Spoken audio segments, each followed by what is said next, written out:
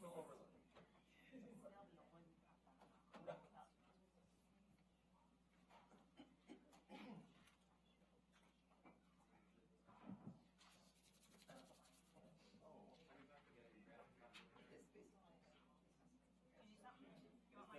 back in the back. I just literally got started. I'm not.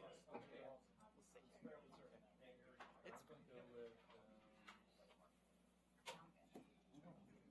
Russell, do you want me to go get you? Russell, yes. Do you want me to go get it? I'll go get it. You need? All right.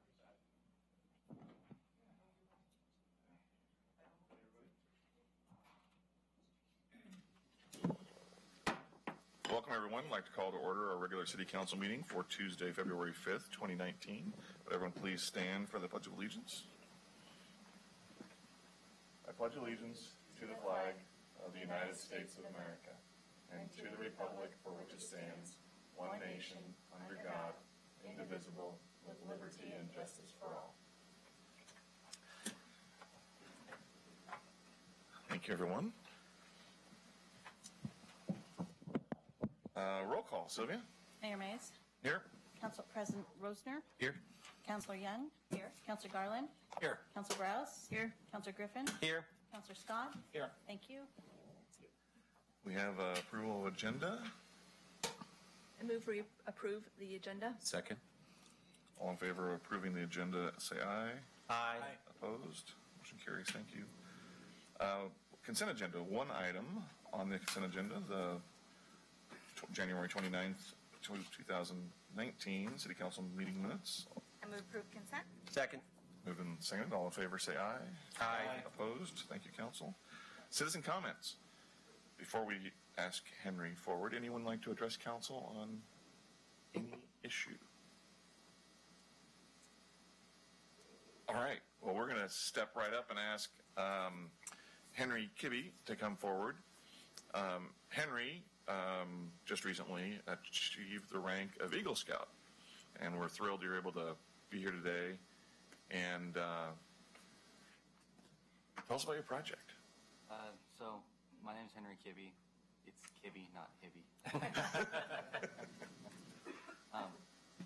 So I approached Tammy Steffens about wanting to do an Eagle project for the city, and one of the things that she told me was that the Parks Board specifically was looking for a new arch over one of the entrances to Stella Olson, as the old one was very run down and rotting and overgrown. And so I got the ball rolling on that over the summer, and then went before them in September with the early design to get approved. That got approved. And this picture is really important because you'll see how much we actually cleared away on that path. And then that's a further down view of the path.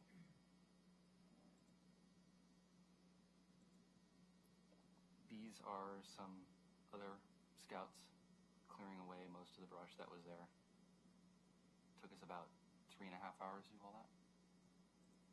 And then it was 3 trailer loads. Wow. that we hauled away and fed to some goats.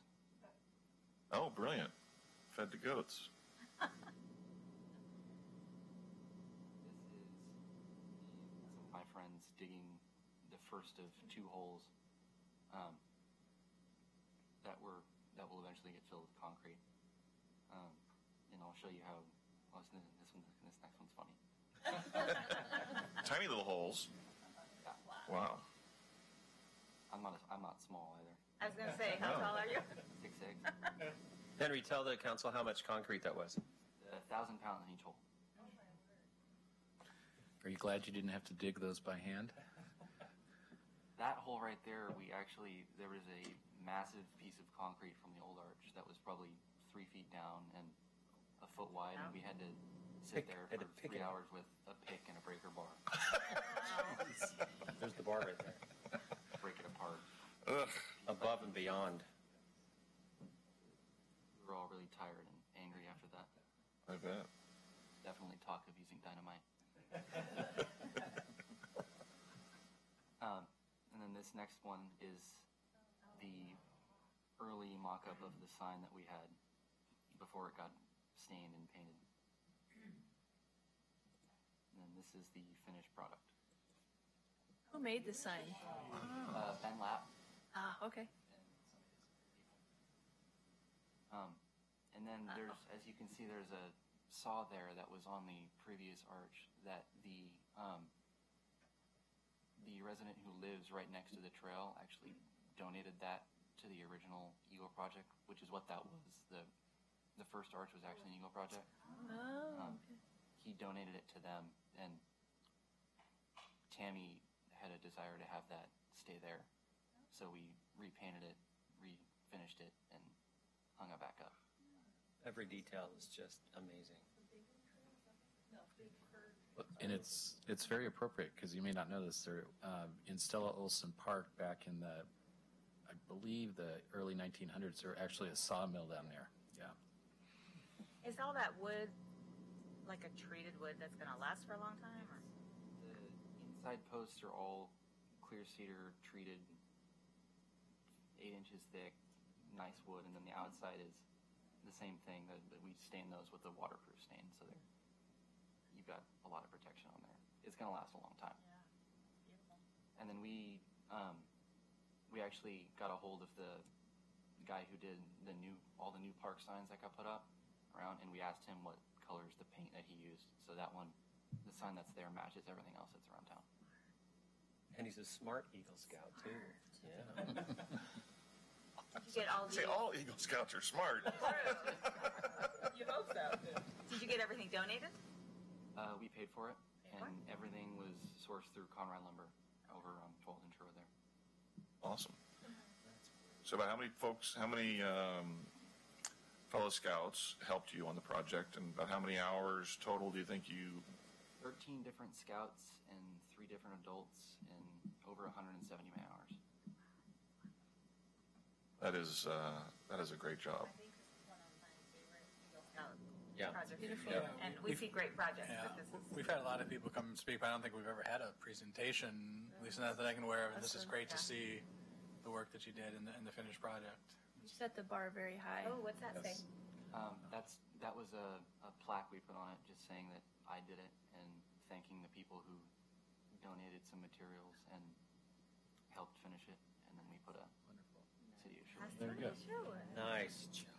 Those Very are good. all cast bronze with anti-tamper screws, so they're not going anywhere. Very impressive. And so you got the idea from Tammy. Yeah. Did you develop then this whole concept? Yeah, I had help from an architect who helped me design it and make it up to code. A friend you knew, or? Somebody in our troop Okay. knew an architect, Somebody. so, and he did it For resources. pro bono, which was helpful. Nice. Awesome. And you did a great job that you and your troop can be very proud of, and your family be very proud of, and your dad is with you tonight, and I'm incredibly proud. On behalf of the City of Sherwood and the Sherwood City Council, we want to congratulate you on your outstanding achievement of attaining the rank of Eagle Scout and give you the certificate of achievement.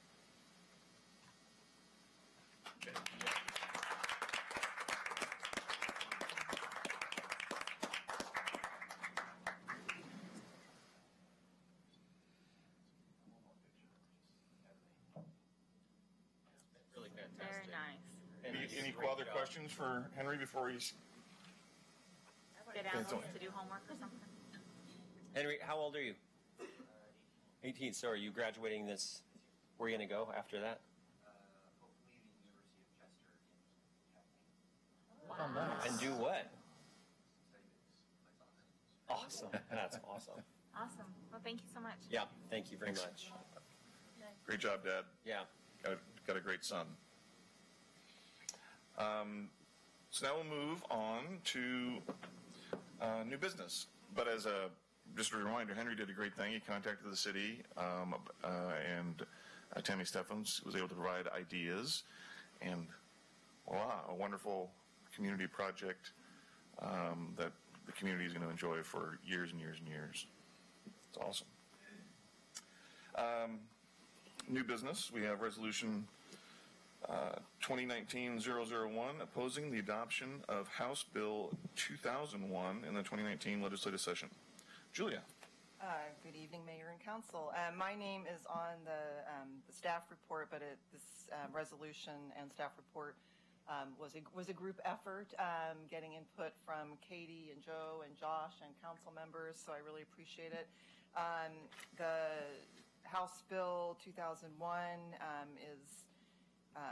was introduced by Speaker Kotek, and it has some provisions as it's currently written that cause us concern that are outlined in the resolution, and it is going to a hearing on Monday. And so our recommendation is that you either amend this to add more issues or concerns and or adopt this resolution so that we can use that as a tool to convey more formally concerns from the city, both at the council level and staff level. Great. Thank you, Julie. Questions for Julie on the proposed resolution? Comments from council? Certainly I appreciate staff's assistance and council's feedback on this resolution. Council President Rosner wordsmithed it quite a bit as well.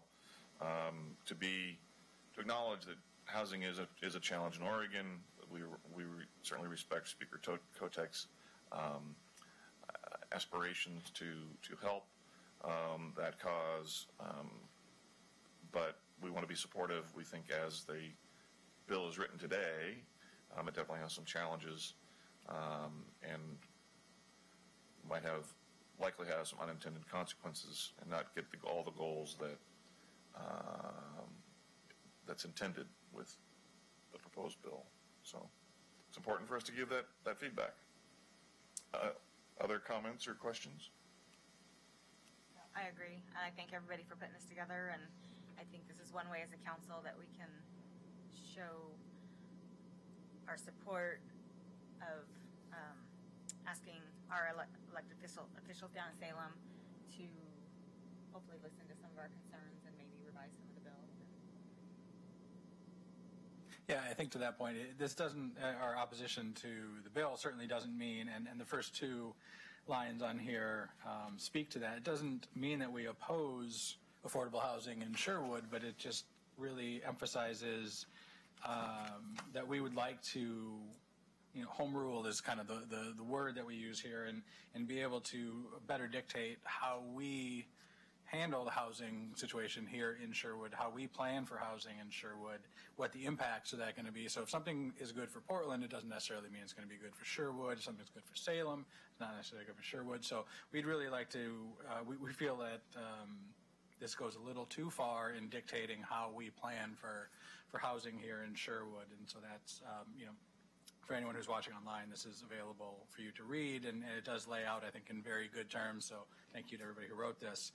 Some of the issues that we do have with that, and the mayor had mentioned the school district and some of the other things. It's just we feel it's just a little too prescriptive to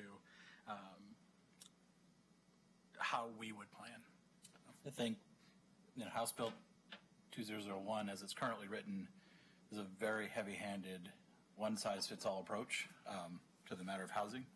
And while I agree that there are concerns about housing availability and affordability, I'm generally not in favor of state-mandated one-size-fits-all approaches because they usually don't work very well.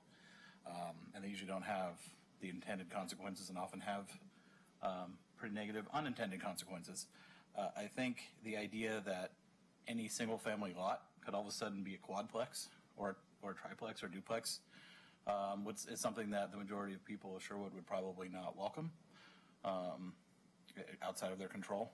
All their neighbors all of a sudden are adding additional dwelling units to their lots. I think is not something that people here would be supportive of, and I think we need to go back to the drawing board and look for a better solution.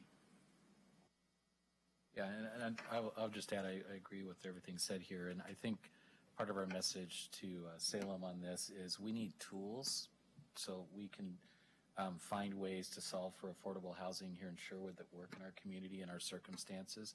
We don't need mandates. And this is very, I think someone said prescriptive, and is laying down mandates. And what we really need are tools. If the state wants to help us do that, give us some tools, potentially give us some funding, so we can find ways to solve for that here in our community.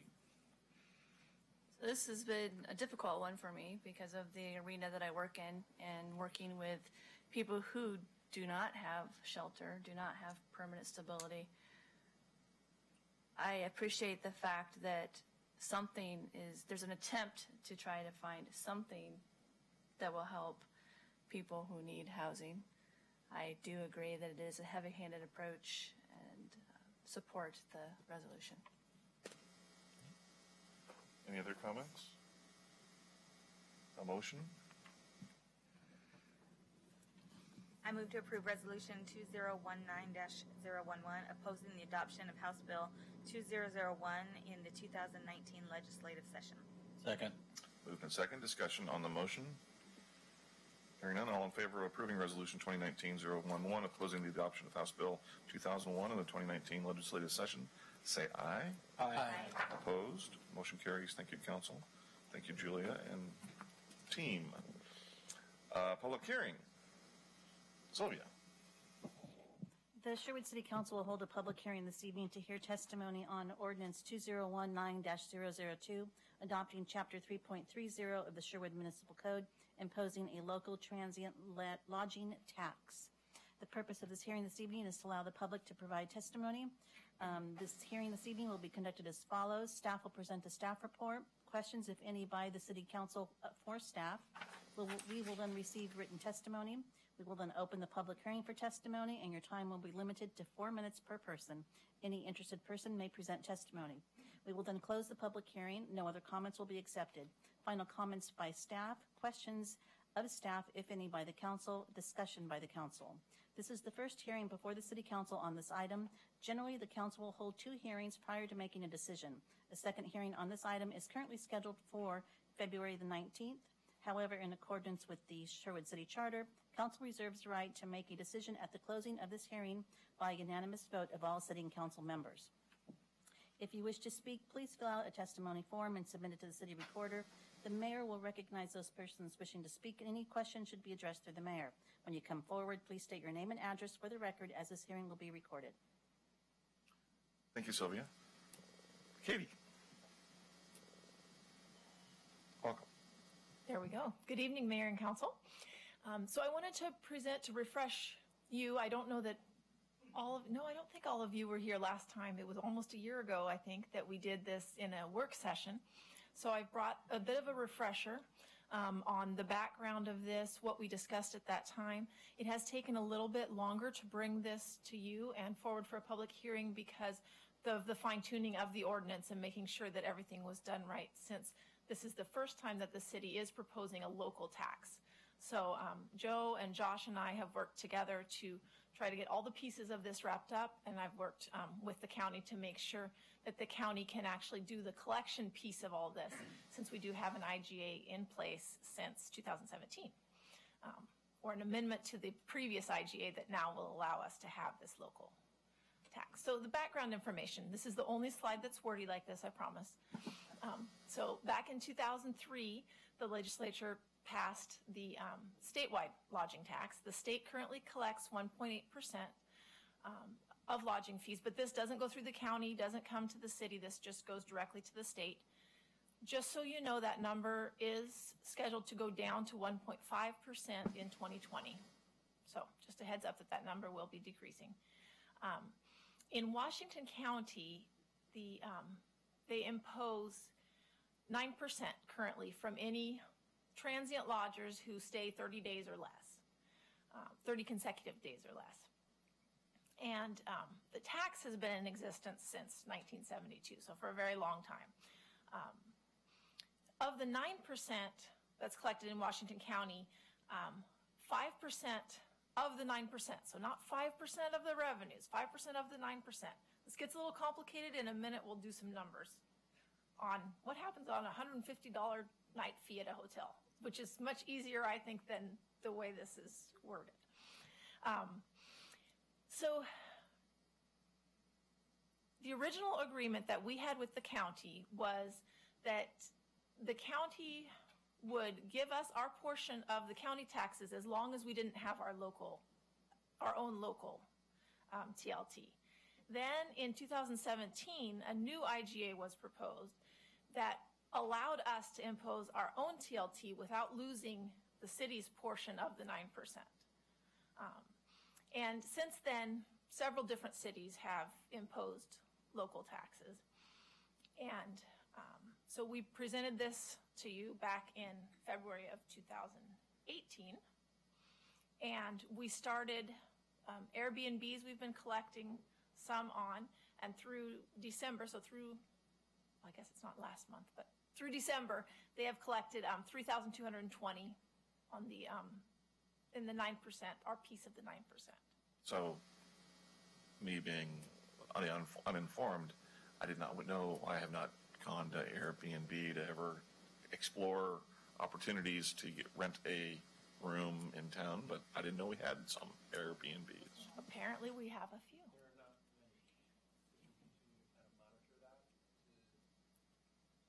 And Council, there aren't many currently, but we know in other cities that that's a growing number, and actually Julie and I were just talking about potentially regulating Airbnbs in town, that's probably a work session item we should talk to council about. But right now we do not have many of those. Are the VRBOs is another one. Yeah, I mean, I've heard stories of Portland apartment complexes that are more like a hotel now. Correct. Because of Airbnbs. Or condo buildings are now Airbnbs. Yep. There are at least 2 in Sherwood. Yeah, I believe there are at least 2 last time we checked. Gotcha. So. Yeah. Thanks. So the various providers of lodging receive this remittance form through the county. And what we would be asking, should this ordinance pass in 2 weeks after we have the second hearing, would be a very, very similar form, only it would have the city of Sherwood, whatever the percent tax is, we're proposing 3% this evening, and then they would have to fill that form as well. So they would submit both forms to the county, the 9% county form as well as the 3% city form. And they're available through the website. It's a very simple process, but then the county manages all of that. And they have the ability to keep a very small portion. They don't currently keep any of the Airbnb. It comes down to, I believe, 2 cents a month about when I calculated it, and they're not keeping that 2 cents, but they could. They have the right to. So how is it distributed? Currently, the 9%, 28% of that money goes to the general fund in Washington County. 11% goes to the fairgrounds in Washington County, 26% to the Washington County Visitors Association, 7% to the event center, and then 28% of that goes to the city. So that 28% is that piece that we've now have $3,220 this year. So here's an example. John Smith rents a room, $150 a night for 2 nights. The total lodging cost is $300. Statewide lodging tax, none of it comes to the city. Countywide, he pays $27. Of the $27, $1.65 is kept by the operator for their administrative expenses. The net tax that the county gets is $25.65. Of that $25.65, 28% goes to the city, or $7.18. Clear as mud? Clear as mud.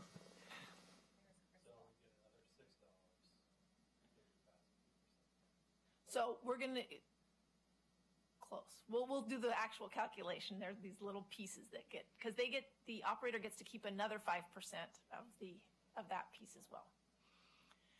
So what are the other cities around us doing as far as amounts? And it goes anywhere from 2% to 13.5% combined. And so when I say combined, I mean county and city together. And the reason it varies so much, some counties don't have a tax, some have higher, some have lower. Newburgh collects its own tax, but Yamhill County doesn't have a tax.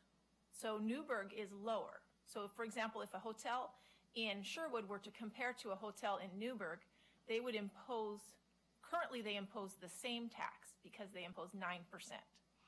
If we add a local tax, that would be adding 3%. Newburgh does not have one, but Newburgh gets to keep the 9%, the full 9%. None of it goes to Yamhill County. So that's the difference between here and Newburgh. We have done ours with our comparables that we typically use, which are Beaverton, Hillsborough, Tigard, Tualatin, Forest Grove, as opposed to Newburgh and further Yamhill County. So that's what we've done for our comparables here.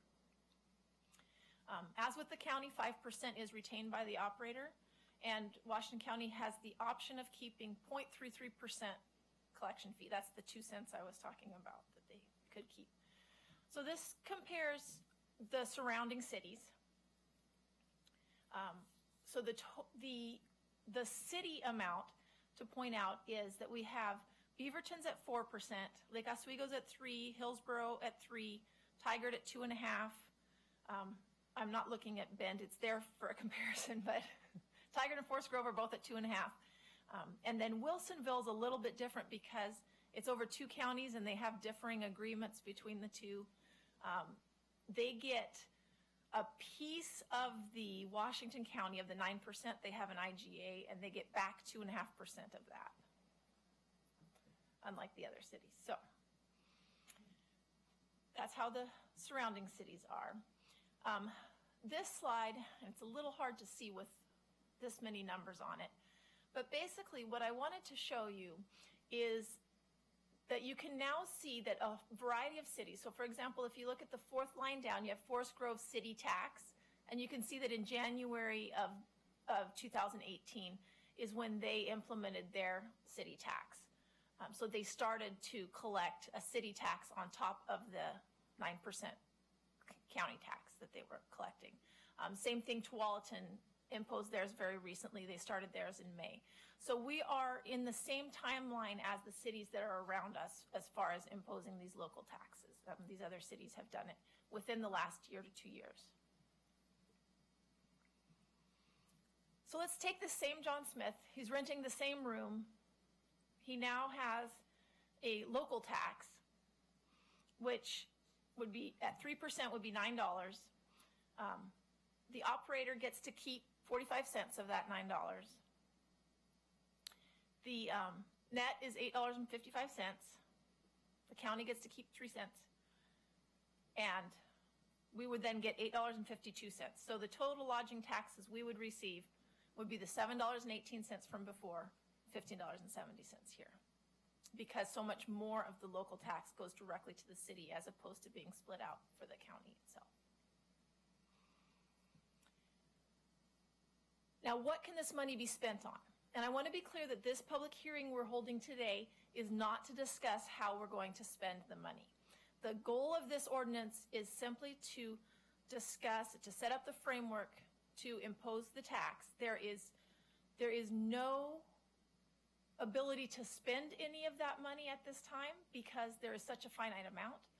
And we set up a separate fund at the time that we started collecting it from the Airbnbs, if you all recall, so that we could easily track it and make sure that it was set aside, that it was not commingled with any other general fund money, so that it's set aside in order to build enough of a balance to be able to use it for the tourism-related activities that are shown here. So a minimum of 70% of the revenue has to be used for the promotion of tourism. We, as a city, you as council, will be going over the next year or so, what do we want to set up? What type of committee? Who should be involved? Who in the citizens? Who in the community, the hotel owners and all of that need to be involved in this, and looking at other cities and how they have done it to make sure that we do this in a way that the citizens as well as the hoteliers and everyone is comfortable with this revenue source, and that it benefits the city and our citizens. And for right now, as I said, we're putting the entire 100% in this separate fund and not just the 70% that's required by law. So any questions? First, before we take questions from the council, see if anyone in the audience would like to give testimony on the proposed ordinance. First reading, it'll be back.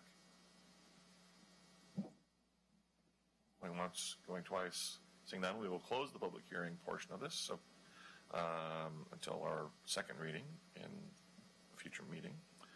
Questions for Katie at this point? Great presentation. Appreciate it. Great black and white example, which is before and after, if assuming it's adopted by council at the next hearing. Awesome. Just one thing, Katie, I understand there's a bill going through Salem right now that would potentially expand the acceptable uses for TLT taxes. Is that correct? Yes. Don't know the particulars of that bill at this point, but we can certainly explore that. There usually are bills related to the TLT. As Chief Groth was just telling me, coastal cities, the 30% that is raised, if you think of Newport, for example, they can pay for an officer out of that 30%. So cities with significant hotels, this is a major source of revenue, and the hotel industry is very organized in the state and kind of watches, and the league has been working very well at tweaking the bill over the last few sessions. So to that end, I know we've got one hotel being currently built. Do we have a timeline on opening for that? I actually had a meeting last week with the developer, and their target date is May. That seems very aggressive. I think it's probably going to be more summerish. We met with him because of this proposed TLT and wanted to make sure that he knew we were going down this path, and he was generally supportive. His input was, when you get to the point of talking about how to spend the money, please invite me back to the table, or my general manager back, because in the cities that he operates hotels in, that's the best relationship, when there's a link between. And of course, he said also have your Chamber of Commerce, and they're interested in this as well. Corey couldn't be here tonight, but he may be here in 2 weeks to testify in support of this, is my sense. So we've got good relations with our newest hotel, right. And they're generally supportive. So safe to assume then, once that hotel opens up, this, barring any issues with this, would be in place from the beginning when that hotel opens. Correct. And so there wouldn't be any sticker shock to anybody that suddenly sees a larger bill. Okay, thanks. So given that there may be a future desire to spend 30% differently than 70%, is that something we should entertain a conversation about soon, about diverting those into different funds, or can we just split it later when we decide how we want to spend it? Good question. So the fund that it's going into is called a special revenue fund. Those funds, all we would have to do is do a budget appropriation and do a transfer out. And as long as we stay within the legal authorization of what the funds can be used for, and we use that as a backup for the transfer, then we can put it through a regular budget process. Okay. Thank you. Any other questions tonight? Hearing none, we will move on. Thank you very much, Katie. Next is City Manager Report. Mayor and Council, you want to just provide another update for folks at home. There's 2 deadlines in the next few weeks. February 15th is the deadline to apply for the next Citizens University. We're starting at, I think we're up to about 10 to 12 applications, some really good folks that are applying to participate in that program. That starts in March, but your application is due on February 15th, and that information is on the website. And then I mentioned this at the last meeting, the Metro Community Enhancement Grant Program is also open for grants. That deadline is on February 18th. So information on both the Citizens University application and on the grant is on the city's website with lots of good details if you have questions or staff contacts there to follow up. And on the Metro grant, we really want to see more applications from outside organizations. It's the 3rd year we've done this, and each year we start to get more and more. So I just wanted to do those reminders. Awesome. That's all I have tonight, Mayor. Thanks, Joe. Questions for Joe? Council announcements. It's been a week since we met last, so there's lots of things we all have to say, I'm sure. But just the one thing I'll highlight is very appreciative of our police foundation and our police department. There was a police awards dinner that the chief host put on Friday with the assistance of our foundation. to recognize some outstanding police work. And on behalf of council, certainly want to thank the chief for all the hard work that our officers do day in and day out. Can't be said enough how much we appreciate each and every one of them. And thanks for extending the invitation to us to witness them being acknowledged within the family. Mayor, and thank you, everybody, for coming. It's awesome to have you there. Other announcements? I'll pass. It's only been a week. Anyone else want to say anything? I have a couple things. I have nothing new to Councilor Browse? So I had the opportunity to attend a collaborative community forum, which is advancing equity with some other electeds last week in Washington County, which was really interesting. It was a room probably of 150 people, many electeds throughout the region, as well as other community members and different organizations. And there's 8 calls to action, but the 3 that were being focused on that day were education, economic empowerment, and civic engagement. So it was really interesting having the conversation specifically through the lens of equity and how we advance those 3 things. And another meeting that I'm attending in Washington County deals with the consolidated plan for work groups, again, looking at how taking the housing issue and some of those other issues, how we can advance them collaboratively through a comprehensive plan. So Awesome. looking forward to those work groups. Thank you. Anything else? I got one. Yep. Parks Board meeting was last night, and the board approved to use a particular consultant, MIG, to do the Parks Master Plan. MIG. Yes, last year they went through a vetting process, and one of the firms that are in the pool of approved consultants that could be used, and so they have quite a great product. We looked at Westlands, we looked at Tualatin's, just got finished or just wrapping up, and it seems like a really great product. And so the board was presented with that draft, the plan to do to fulfill that proposal. So Can I add on? Absolutely. Just to sort of the clarification. So we have the on-call consultants that were vetted. MIG is the only one of our on-calls that is qualified and well qualified to do Parks Master Plans. And so we wanted to get feedback from the Parks Board on whether or not they were comfortable proceeding with MIG or if they wanted us to go out for a full RFP. So it will still come to the council for approval and authorization for the city manager to sign. Right. But we wanted to get their input before bringing it to you guys. Excellent. Anything else? Now we will adjourn this meeting and return to our work session. Thank you, everyone. Enjoy your evening. Stay warm.